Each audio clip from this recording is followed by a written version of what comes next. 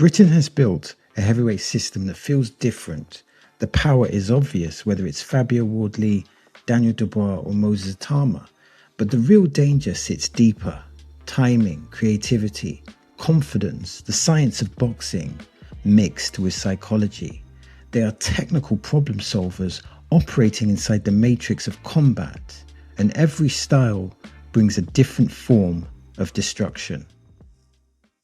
So let's first talk about Fabio Wardley. Fabio Wardley is improving rapidly. The boxing intelligence, the speed and the footwork, they are all developing. I can clearly see the technical improvements. Mentally, he is extremely strong. And in boxing, that is a lottery ticket because psychology decides everything under pressure. And the right hand is devastating. Look at Nathan Gorman, Justice Hooney and Frazier Clark. But the weakness is obvious. If you nullify the power, you can out-hustle him. But his confidence inside the matrix is ridiculously high. Think of this. Every dangerous heavyweight first learns belief before the world believes in him.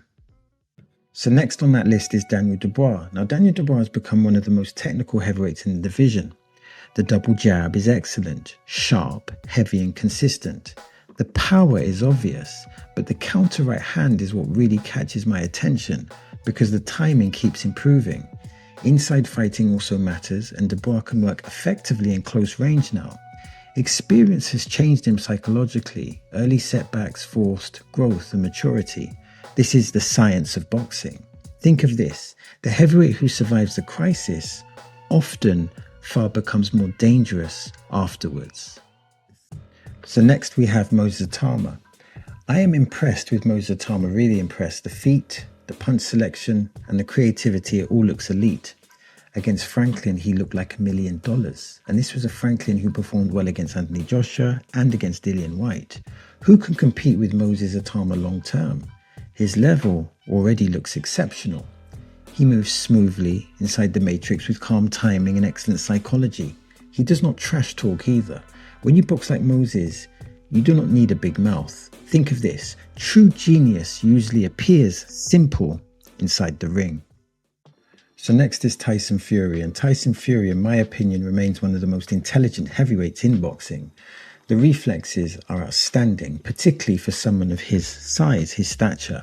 He can fight on the inside, and he can fight long range, and he can switch hit at times effortlessly. The right uppercut is still a brilliant weapon, ask Dillian Whyte, respectfully, and the experience is priceless.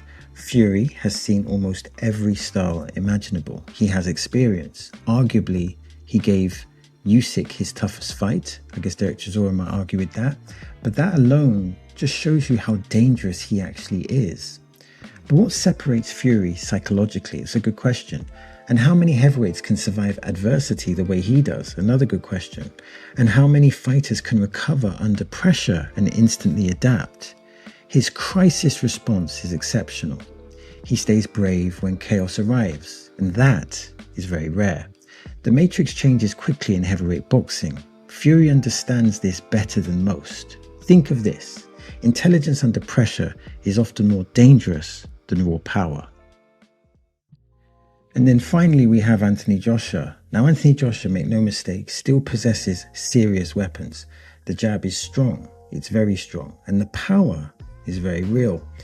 He has experience across elite competition, and that simply cannot be ignored. He has the experience. The pull counter remains one of the best, or one of his best technical weapons. When confident, Joshua can become explosively dangerous. Psychology, of course, plays a massive role with AJ. Confidence changes the entire rhythm of his performance. When he trusts his instincts, the combinations flow naturally. Check early in his career. And let us ask the difficult questions. And what are those difficult questions? What happens if Joshua fully relaxes again mentally? What happens if he enters the ring without hesitation? Heavyweight boxing is about timing and emotional control. That's a part of heavyweight boxing, timing and emotional control. Joshua still has both available to him, assuming he's in the right boxing environment. Now, the science of boxing is not only physical, it is mental management during violence. Think of this, a confident heavyweight can transform an entire division overnight. So let's talk about boxing and economics, or perhaps you'd call it boxing and capitalism, or boxing and money, whatever you think. Anyway, heavyweight boxing represents capitalism in its purest form. Winners take everything: attention, fame, sponsorships, pay-per-view revenue, and endorsements. The money can become enormous. Of course, some people get paid nothing, but some people get paid an awful lot. Fighters earn through guaranteed purses. At the highest level, they earn percentages from pay-per-view sales. Some receive sponsorship deals additionally. Others earn through broadcasting agreements, merchandise, and global appearances. One successful night can change a family forever. Life-changing. But why does boxing generate so much money? That's a good question. Because danger sells emotionally. The audience understands risk instantly. One punch can alter history. And why are heavyweight fights even bigger financially, generally speaking? Because heavyweights, in a sense, represent the ultimate power. The public always gravitates towards potential destruction. This is why the business side matters. The business of boxing matters. Timing inside negotiations matters almost as much as timing in the ring. The matrix of boxing, let me state that again, the matrix of boxing is not only combat. It's not only combat, it is economics, it is branding and psychology weaved together. Think of this. In capitalism, the fighter who creates the most attention usually creates the most wealth. So let's address cultural impact. And maybe one should ask themselves this question. This is a question for the audience. What is cultural impact, or what does cultural impact in boxing look like? Well, a successful heavyweight boxer carries enormous cultural impact, and that goes beyond money. Heavyweights become symbols. They can represent discipline, strength, national pride, survival, working class ambition. Every era remembers its dominant heavyweight figures. That is why the accolades matter so much. Championships create legacy. Legacy, in a sense, creates a form of immortality. And ask yourself this: why do heavyweight champions remain famous decades later? Why do entire countries emotionally invest in these fighters? Why does one victory inspire millions of people simply watching from home? Because heavyweight boxing, it touches something primal inside society. The psychology is powerful. The psychology is very powerful. One man walking alone into danger represents courage in its purest form. Fans, what do they see? They see fear, pressure, genius, and creativity, all compressed into a single contest. The science of boxing becomes cultural theatre. Think of this. The heavyweight champion is often treated like proof that human willpower can overcome impossible odds. So British heavyweight boxing is entering a fascinating era. The styles are different, the personalities are different, but the danger is everywhere. Fabio Wardley brings belief and explosive power. Daniel Dubois brings technical improvement and brutality. Moses Itauma brings rare creativity and genius-level potential. Tyson Fury brings intelligence and experience.